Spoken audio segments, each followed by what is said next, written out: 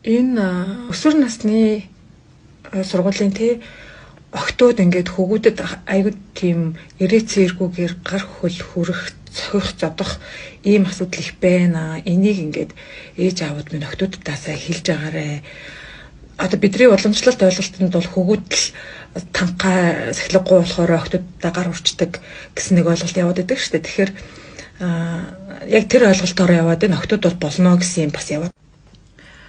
Гэтэл чинь нөгөө хөгүүд чинь ч гэсэн адилхан хүн, адилхан сэтгэл зүрхтэй тийм хүмүүс байгаа шүү дээ.